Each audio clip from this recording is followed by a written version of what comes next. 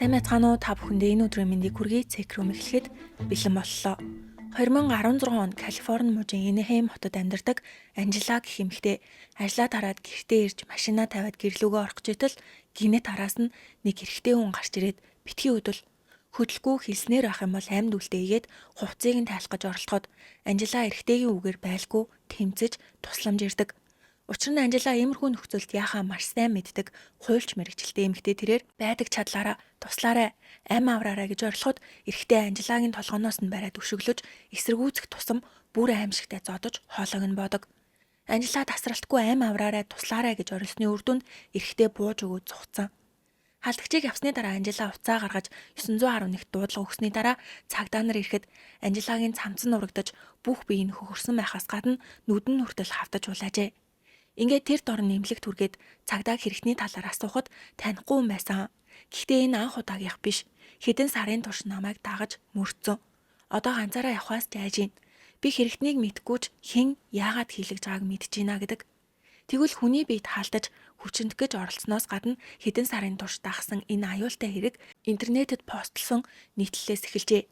Хэдэн сарын өмнө Америкийн Craigslist гэх хойд Америкт нэлээд алдартай сайт дээр rape fantasy гэд хажууд нь M for W буюу Men for Women эрэгтэй хүн эмэгтэй хүн хайж ийн гэж товчилж бичснээс гадна хаалтан дотор OC буюу Orange County гэж байршлаа оруулаад нэг зурагтай постлсон. Тэр зурган дээр эрэгтэй хүн нэг эмэгтэйгийн толгойг доош нь дарж гараараа амийг нь дарсан байв. Постны агуулга нь хаяа хүчндүүлж байгаа юм шиг төсөөлж боддог эмэгтэйг хайж ийн. Би өмнө нь хэд хэдэн найз охинтойгоо иймэрхүү зүйл туршиж үзэхэд үнэхээр сэтгэл хөдлөн байсан. Хэрвээ айжгаа бол эхлээд ярилцаж тохиролцоод буудал шиг аюулгүй газар уулзахад болно гэд өөрийгөө аюулгүй хүн гэж бичсэн байдаг. Нэрийг нь Reels Headley гэдэг. Олон нийтийн сайт дээр ийм пост орж болохгүй ч юу гэж тайлбарлахаас хамаарч хууль бусуу үгүй юу гэдг нь шийдэгддэг гинэ. Гэхдээ хичнээн зөвшөөрөлтсөн харилцаа байгаад хэн нэгэндээ мөнгө өгөөгүй байж болох ч биеийн үнэлэхийг урайсан гэж үзээд пост хийсэн хүн шийтгэгдэх боломжтой. Дээрээс нь ийм пост орж байгаа бол тэр сайтаас нь зохицуулалт хийх ёстой ч ямар ч арга хэмжээ аваагүй. Хэсэг хугацааны дараа 6 сарын 13-нд постны дор нэг эмэгтэй би удаан хугацааны турш тийм зүйлийг амьдрал дээрээ туршиж үзхийг хүсдэг байсан. Намайг нохоогоо салхилуулаад явж явах үеэр ажиглаж хаад над руу дайраарай. Тэгээд гэрлүү хүчээр намайг түлхэж оруулаад зодоод тэгээрээгээд бүр өөрийгөө танилцуулдаг. Би 30 настай, өндөр, хөөрхөн, хамгийн гол нь бэлэн байна. Хаяг Энэхэм хот тэр. Орой олгон 8 цагт нохоогоо салхилуулахаар гардаг. Намайг олоорой гэд өөрийнхөө нэрийг Анжела Дайз гэж бичсэн нь түрүүнд хүн зодуулж цагдаа дуудсан хуульч Анжела мөн байв. Гэхдээ тэр муухай постны дор комент бичсэн хүн Анжела өөрөө байгаагүй. Тэрээр ийм зүйл огт сонирхдаггүй бөгөөд толгоо өндөх завгүй ажил ихтэйгээс гадна гэрлээд удаагүй. 6 сартай жирэмсэн эмэгтэй юугээл нохоо салхилуулаад явж хахад ад руу дайраарэ гэж бичгэвдээ. Энэ пост орохоос 1 сарын өмнө 5 сард Анжелад нэг мэйл ирсэн. Өнөөдөр хүүхдээ бэлдэрээ. Хүүхдийг чинь хулгайлна. Чи хүүхдээ өгөхийг өөрийнхөө нүдээр харах болно гэсэн аимшигтай занал хийлгүүлж авсан. Хэд хоногийн дараа 2 дахь мэйл ирлээ. Чи энэ дэлхийн хаан ч аюулгүй байж чадахгүй. Би чамайг ажиглаж байгаа. Юу хийснийг чинь бүгдийг нь мэднэ гэдэг бол 3 дахь мэйл дээр чи бол нүгэлтэн. Хөөхөн байлаа гэд чамайг өршөөж чадахгүй. Тэр энэ дээр гарч байгаа тэр нь Анжелагийн нөхөр юм шиг байгаа. Тэр бол хогийн новш. Бурхан чамайг шийтгэх болно. Чиний амьдарч байгаа байр чинийх биш бурханых гэд зураг явуулсан. Зурган дээр маск зүүсэн эмэгтэйг нэг эрэхтэй тэврэх бөгөөд өөр нэг зурган дээр үр хөндүүлсэн хүүхдээдэг. Анжела иймэрхүү мэйл авснаас хойш гэртээж тайван сууж чадхаа болсон. Яг энэ үеэр Craigslist дээр гаж посторч тэрэн доор нь Анжела Дайзын нэрээр над руу дайраарэ гэсэн комент үлдээснээс олж сүүлдээ бүр хүн дайрч биед нь халтсан болохоор ингэж хаад өөхөх юм шиг байна гэд цагтаад мэдэгдэжээ. Гэхдээ Анжела энэ болгоныг хэн хийснийг мэдчихсэн. Тэр бол нөхрийнх нь өмнөх найз охин Мишель Headley. Харин хачин пост бичсэн үний хаягных нь нэрийг Reels Headley гэд овг нь адилхан байв. Мишель тэднийг хурмаа хийх нь өмнөөс эхлээд байнга ингэж занал хийлж дарамтлагдаг байжээ. Миний найз залууг хулгайлж гэрэлсэн гэдэгч Анжелагийн хэлснээр хулгайлж эсвэл араар нь тавьсан зүйл огт байхгүй. Нөхөр Яна өмнөх харилцаагаа дуусгаж салсныхан дараа гэрэлсэн гэдэгч Мишель яагаад ингэтлээ уурлаж тэднийг зүгээр орхихгүй байсан юм бол эхэндээ Анжела иймэрхүү мэйл аваад үл тоосон ч сүүлдээ байнга бичээдсэн болохоор Анжела цагдаагийн газар очиж Мишельд таслан сэргийлэх арга хэмжээ авуулахаар өргөдөл бичиж өгсөн ч тэглээгээд шууд арга хэмжээ авах боломжгүй байсан. 10 хоногийн дараа шүүх хурал болохоор төлөвлөгдсөн. Ингээд Анжела байнга айцтай 50 байж чадхаа байсан тэрээр нөхөртөөгөө маш сайн ярилцдаг байсан. Угаасаа нөхрийнх нь өмнөх найз охин болохоор зохицуулах ёстой ч Ян Мишель үнэхээр тоглоом бишээ. Хануур хорхоол гэсэн үг. Тийм болохоор тоохгүй орхих гээд хосууд төвчж жагаад нөгөө постыг олж хэн нэгэн өөрлүүн дайрахгүй. Амь насанд нь аюул очихгүй гэж айсандаа цагдаагийн газар очиж Майкл гэх мөрдөгчтэй уулзаж болоод байгаа бүх зүйлийг тайлбарладаг. 6 хоногийн дараа Анжела Майкл цагдаа руу залгаж нэг эрэхтэй Сандиогоогоос манай гэрэл рүү ирж гин гинэ. Тэр постны доорх комментноос намайг олсон гэж байна. Яах вэ гэхэд Майкл өөрөө тэр эрэхтэй рүү залгаад цагдаа байна. Тэр постны доорх комментэн дээрх бүх мэдээлэл худлаа учраас дахиж Анжела руу битгий залгаараа гэдэг. Хэд хоногийн дараа 6 сарын 21-нд бас нэг эрэхтэй Анжела руу залгаад би өөрөө чинь комментиг хараад Элеийн онгоцны буудлын дээр ирчихсэн байна. Өнөөдөр нь хоогоо салхилуулах уу? Тийшээ очиход болно нэцтэй гэдэг. Анжела дахиад Майклд хэлж Майкл нөгөө хүнд битгий ирэхэж анхааруулсан. Гэтэл 3 хоногийн дараа 6 сарын 24-нд хэн нэгэн гэрлүү нэрж түүн рүү дайрчээ. Ингээд цагдаа нар гэрийн ойр авийн бүх камерыг шалгаж албан ёсоор мөрдөж эхэлдэг. Тэгвэл одоо бүгдээрээ Анжела гэж хэн болох? Нөхрийнх нь өмнөх найз охин Мишель гэж ямар хүн болох? Тэд ямар харилцаатай байсан талаар ярилцъя. Хэрэг гарах үед Анжела 31 настай байсан. Калифорни мужийн Оранж Каунти төрж өссөн хуульч мэргэжилтэй. Нөхөр Янтайгаа 2016 оны 1 сард болзооны апарт танилцсан. Хэрэг гарах үед 6 сар байсан гэхээр нэг удаан харилцаагүй гэсэн үг. Тэд бие биендээ анхны харилцаар дурлжээ. Ян Анжелагаас 11 насаар ах 42-той. US Marshal буюу холбооны цагдаа юм байна. Холбооны мөрдөх товчоо хэргийг шинжлэх ухаан талаас нь хариуцдаг бол холбооны цагдаа нар яг мөрдөх ажлыг нь хийж гүйцэтгэдэг. Ямар ч тач Анжела хуульч Ян холбооны цагдаа учраас тэдний яриач маш хурдан нийлсэн бөгөөд Анжела бараг л төгс эмэгтэй тэрээр байнга сэтгэлээ илчилдэг байсан нь Яныг бүр дурлуулсан. Ингээд 1 сарын 2-нд хамгийн анх уулзсан ч 1 сарын 29-нд царч болоогүйж Ян Анжелад гэрлэх санал тавьж 2-7 хоногийн дараа аав ээжтэйгээ танилцуулахаар очих үед Анжела өөрийгөө жирэмсэн гэдгийг хэлсэн. Аав ээж нь баярлж тэд 2 сарын 22-нд гэрэлтэд батлуулжээ. Тэгэхээр интернетээр танилцаад 50 хоногийн дотор хурмаа хийсэн гэсэн үг. Гэхдээ энэ болгоныг хараад ургуун нүрч болиулахыг хүсэжсэн ганц хүн бол Яны өмнөх найз охин Мишель. Калифорни мужийн Онтарио хотоос гаралтай хэрэг гарах үед 29 настай байсан тэрээр их сургууль сурч байсан. Янтай 26 настай байхдаа 2013 онд болзооны апарт танилцаж 2 дахь болзоон дээрээ Ян би чамд хайртай гэж хэлээд 3 жилийн турш үргэсэн. Танилуудын нийснэр Мишель сэргэлэн цовоо эерэг хүн байсан ч 2015 онд Янтай харилцаа нь муудсан энэ үеэр багаар сөрөг болж өдөр болгон маргадаг болсон. Тэгсэн ч цаашдаа хамт байхыг хүсэж 2015 оны 5 сард сүй тавиад $470,000 орон сууцны зээл авч дундын өмч болгосон. Ингэхдээ урьдчилгааг Мишель бэлнээр өгч үлдсэн мөнгийг сар болгон Ян төлөхөөр тохирсон ч тэдний харилцаа намар нь улам муудаж хаанч байсан хэрэгэлдэг бөгөөд Ян Мишелийг өөр хүнтэй олсон гэдэг ч ил болсон зүйл байхгүй. Нэг удаа тэд хурдны зам дээр явж гад маргалдаж Ян зам дээр машинаа зогсоогоод Мишелийг буу гэдэг. Мэдээж хурдны зам дээр хүн буулгах чинь маш аюултай. Өөр нэг маргаан дээрээ Ян Мишелийг маш хүчтэй түлхэж унагаасан. Ингээд Мишель энэ байдлаараа өөхөх юм шиг байна гэж бодоод гэрээсээ явжээ. Одоо тэдний хооронд үлдсэн зүйл бол орон сууцны зээл. Ян хамт зээл авсан болохоор сар болгон талыг нь түл гэдэг бол Мишель би энэ гэрт амьдрахгүй байгаа. Дээрэс нь урьдчилгаа ганцаараа төлсөн байхад яахаараа сар болгон зээл төлөх ёстой гэжгээд уцсны цаанаас нэг нэгнээ аимшигт хараадаг. Мишель уураа барьж чаддаггүйсэн тэрээр өдөр болгон Ян руу чи бол нүгэлтэн намайг болон гэр бүлийн манд буцралсан. Чиний хамгийн том нүгэл бол бардам зан гэх мэтээр Библийн үг хэлэг ашиглаж мессеж өчтдөг. Дараа нь Анжелаг сүрдүүлэхдээ хүртэл иймэрхүү өнгө аясаар бичсэн. Гэтэл хэд хоногийн дараа Мишель сургуулиасаа гараад явж итэл нэг джип түүнийг дагах ба ямар ч дугааргүйсэн. Мишель Яныг цагдаа болохоор өөрийнхөө албан тушаалыг ашиглаж дугааргүй машин олж аваад түүнийг дагж байгаа хаа гэж бодоод их сургуулийнхаа аюулгүй байдлын албанд мэдээлсэн. Сонин хүмүүс намайг дагаад байна. Өмнөх найз залуу маань даг гэж даалгасан бололтой гэсэн болохоор сургууль руу Яныг орохыг хорхилдог. Харин Ян би тийм зүйл огт хийгээгүй. Шудраг бус байна. Мишель төсөөлж бодоод намайг гүтгэж гин. Сургууль руу ногт очиагүй хахад залгаад сургууль руу орохыг хориглоно гэсэн болохоор уур нь хүрт зүгээр сууж чадалгүй. Энэ бүх хугацаанд Мишелээс ирсэн мэйлийг гаргаж өмнөх найз охиныхоо сүрдүүлэгт өртсөн гэж таслан сэргийлэх арга хэмжээ авах хүсэлт өгдөг. Харин шүүхээс шалгаад үзтэл тийм ноцтой байгаагүй учраас татгалцсан ч оронд нь Мишель Хейдли гихнэр цагдаагийн газарт тэмдэглэгдэж үлдсэн. Тэдний хамт авсан орон сууцны зээлийн асуудлын тал дээр Ян үлдсэн зээлийг ганцаараа төлж орон сууцаа өөрийнхөө нэр дээр авах бөгөөд оронд нь Мишелийн өгсөн урьдчилгааг буцааж өгч чадахгүй бол байшингаа зар гэсэн шийдвэр гардаг. Угаасаа энэ гэрт Ян Анжела хоёр нь хотоогоо амьдарч байсан. Энэ бүх зүйл ердөө 1 жилийн дотор Яны эргэн тойронд болжээ. Гэтэл 2 сарын дараа Анжелагийн үгс зулбсан. Мишель байнга харгас хэрцгий зураг сүрдүүлгийн мэйлдээ явуулдаг байснаас болж стресстэйж зулбжээ.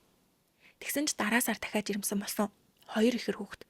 Энийг сонссон Мишелийн бүр уур нүрч Craigslist дээр гажиг пост бичиж өөрөө дор нь Анжелагийн дүрээр коммент үлдээсэн юм байна. Ингээд Анжелаа халтлага турцсан болохоор цагдаа нар хамгийн түрүүнд Мишелийг сэжгэлдэг бөгөөд Анжелаач Мишелээс өөр ингэх хүн байхгүй гэсэн болохоор Мишелийг цагдаагийн газар руу дуудаж байцаалт авахд юу яриад байгааг ч ойлгохгүй байна. Би Анжелаа руу мэйл бичсэн удаа байхгүй. Юу ч мэдэхгүй байна гэдэг. Цагдаа энэ мэйл өөрийг чинь үздэй. Craigslist дээр пост бичсэн үнчээс чи мөн гэхэд миний мэйл мөн. Би бичсэн юм шиг харагдаж байгаа ч үнэн. Гэхдээ би Ян руу бичснээс Анжелаа руу ганц ч удаа мэйл бичиж бүр уулзч байгаагүй. Хэд хоногийн өмнө шүүхэд таслан сэргийлэх арга хэмжээнээс болоод очихдоо анх удаа түүний нэрийг хараад эхнэр нь ахна гэж бодсон. Craigslist дээр пост бичсэн үнийг мэдэхгүй болохоор би ч гэсэн хохирогч. Тэр сайтад гомдол гаргасан ч ямар ч арга хэмжээ аваагүй. Магадгүй хэн нэгэн хакерсан байхаа гэдэгч цагдаа нар энэ бүх хугацаанд асуудаас Мишелийг ямар аимшигтэй эмэгтэй гэдгийг сонссон учраас түүний үгэнд итгэлгүй баривчилж хэд хоногийн дараа $10,000 барьцаа өгч гарсан бөгөөд оронд нь хосууд руу ойртохгүй байх гэсэн нөхцөлтэй суулсан. Анжела Ян хоёрын санаа амарч 1 сар орчим тайван төрөх бэлтгэлээ хийжсэн ч дахиад мэйлэрдэг. Энэ удаад Мишелээс биш Анжелагийн хэдэн жилийн өмнө үргэлжлэдэг байсан найз залуу Джеймсээс. Тэр ч бас цагдаа юм байна. Замын цагдаа. Энийг харсан Анжела өмнө нь ч бас Мишель биш Джеймс байсан бах та гэж бодсон ч Мишелийн бичсэн мэйл Библийн үг хэллэг ашигласан байдаг бол энэ мэйл арай өөрөөр бичигджээ. Ийм байдалтай Мишелийн шүүх хурлыг хүлээж 3-7 хоног өнгөрлөө. Нэг өдөр Анжела арийнхаа хашаанд салхилжээтэл танихгүй эрэгтэй түүнийг тасралтгүй ажигладаг. Энийг харсан Анжела дахиад хэн нэг нь намайг хайгаад ирсэн бах та гэж бодоод айсандаа тэр дороо цагдаад мэдэгдэж эрэгтэй баривчлагдсан. Эрэгтэй 17 настай ахлах сургуулийн сурагч тэрээр зар харж энэ хүртэл иржээ. Гэтэл Craigslist дээр дахиад өмнөхтэй адилхан зар гараад ирсэн байв. Ингээд маргааш нь 7 сарын 14-нд дахиад Мишелийг бэлгийн хүчирхийлэл үйлдэх гэж завцсан ихээр баривчилдаг. Анжела 2 ихэр хүүхэд тээжээсэн эмэгтэй учраас прокурор Мишелийг олон нийтийн аюулгүй байдалд ноцтой аюул учруулсан. Мөшгсөн, таслан сэргийлэх арга хэмжээг зөрчсөн, айл руу халдах захиалга өгсөн гэх мэт хэрэгт буруутгасан. Хэрвээ энэ бүх хэрэгт гин буруутай тооцогдвол дээд тал нь бүх насаар нь хорхол авах боломжтой. Энэ удаад батлан даалтын мөнгө нэмэгдэж $1 сая болсон ч Мишель яг өмнөх шигэ миний хийсэн зүйл бишээ. Анжела руу ганц ч удаа мэйл бичиж байгаагүй, танихгүй гэдэг. Мишелийн аав ээж нь бас охиныхоо талд ээж аав ээж нь чиний төлөө хийж өгч чадах хоёр л зүйл байна. Нэг нь батлан даалтын мөнгийг чинь төлөх. Нөгөөх нь сайн уйлж хөсөлж өгөх гэхэд Мишель батлан даалтанд гаргах хэрэггүй. Шудраг бус байгаа болохоор өмгөөлөгч аваад өггээд эхнээсээ баривчлагдах хүртэл өөрийгөө гүтгүүлсэн гэдэг. Энэ орон цагдаа нар мэйл болон Craigslist дээр нийтлэл бичсэн хаягуудын IP хаягийг олох гэж оролцсон боловч VPN ашигласан учраас хэдэн хоног цаашлаад бүр хэдэн сарын хугацаа шаардлагатай байдаг. Цагдаа нар одоо Анжелагийн хуучин найз залуу Джеймстэй очиж уулзахад Джеймс мөрдөгчөө. Анжелагийн хэлсэн болгонд битгий итгээрэй гэдэг. Джеймс ганц бие аав дээрэр хөгжлийн мэргэжлтэй хүүгээ ганцаараа өсгдөг. Хэдэн жилийн өмнө Анжелатай уулзаад маш урдан дотн болсон ч удалгүй Анжела чухал царай гаргаад би умаа үзүүний хорт тадартай болсон гэдэг. Өдөр ирэх тусам би энэ муудаж олигтой хоолч идэж чадах байсан. Джеймс ч болохгүй нэгэд хэдий хөгжлийн мэргэжлтэй хүүтэйч Анжелаг гэртээ амьдруулахар болдог. Ингээд Анжела хийм имчилгээ хийлгэж үсэн нилээн унсны дараа үсээ унаж дуусгаас өмнө өөрөө хуслаа гэд угаалгын өрөөнд орж үсээ устдаг. Энийг харсан Джеймсийн сэтгэл өмөргшгөл болсон. Харин Анжелагийн найз Мэригийн хэлснээр хэдий Анжела угаасаа сэргэлэн цаваач гсэн хийм имчилгээ хийлгээд ирснийхээ дараа имчилгээндээ ядарч цуйлдаад хоолны туршилгүй болж өдөржингөө орондоо хөвтөх ёстой ч тийм зүйл огт байхгүй. Хоолоо сайн идэж бүр дар сун өдрийг сайхан өнгөрүүлдэг. Найзын хуваар ашгүйдээ идэрч байгаа мэн гэж бодмоор байсан ч нэг л хачин байсан гэдэг. Нэг өдөр Мэри Анжелатай уулзахад нөгөө хуссан ус нь маш сайн ургасан мэжээ. Ихэвчлэн хийм имчилгээ хийлгэсэн хүмүүс юус энэ тэндээ толборч ургадагч Анжелагийн цоо ирүүл маш хурдан ургасан байгааг хараад гайхсан ч ийм л байдгийн байлгүй дээ гэж бодоод өнгөрсөн. Хэсэг хугацааны дараа дахиад уулзахад Анжела Джеймс намайг зоддог гэж хэлсэн. Гэтэл Мэригийн мэддэг Джеймс үнэхээр сайхан сэтгэлтэй, ийгэлдэг хүн. Дээрээс нь байнга уулздаг байсан. Яахав тийм гэмгүү царайлжаад муухай хүмүүс байдаг л та. Гэхдээ Джеймс тийм хүн байгаагүй. Джеймс ч бас Анжелагаас сонин зүйл мэдэрсэн нь тэр ганц ч удаа намайг имлэг хүргээд өг. Хамт явъя гэж гайгүй болохоор баг зэрэг сэжгэлж найзаасаа маргааш Анжелагийн имлэг явдаг өдрөнөө чи манай гэрийн урдаас түүнийг ажиглаж хэн ирж авахыг нь хараарай гэдэг. Найз нь Анжелаг гэрээсээ гарч ирэхийг нь хүлээдэгч тэр өдөр огт гараагүй. Тэрээр имлэг явах болгондоо Джеймс рүү зураг явуулдагч царайгаа огт гаргадаггүйсэн. Джеймс ухаан орж Google-с зураг хагаад үзтэл Анжелагийн явуулсан бүх зургнууд тэнд байсан. Ингээд Джеймс Анжелагийн цорын ганц найз Мэритэй холбогдож уулзсан тэр мөчөөс эхлээд бүх зүйл нурж унсан. Анжелагийн мэрэгжил хуульч биш, туслах байсныг сонссон Джеймс түүнийг дуудаж гуруулаа харилцахад би өөрийгөө хуульч гэж хэлээгүй. Хуульчдыг сайн мэддэг ажил хийдэг л гэж хэлсэн. Буруу ойлгосон юм шиг байна. Гомдоосон бол уучлаарай гэдэг. Джеймс умаа үзүүний хорт авдартай гэдэг чинь худлаа эзтэй гэхэд үгүй үнэн. Манай ээжээс асуугаад үз. Эмнэлгийн бичгийг нь харуулад өгнө гэж өөртөө итгэлтэй хариулдаг. Хажууд нь сууж исэн Мэри хавдартай хүмүүс катетертэй байдаг гэсэн. Тэрийгэ харуул гэдэгч цоо өрөөлхөнд юу ахав дээ. Ингээд хамаг худлаа ярьсан нь илчлэгдэж салсныхаа дараа Яантай танилцаж гэрэлжээ. Энэ болгоныг цагтаа нар мэдсэн.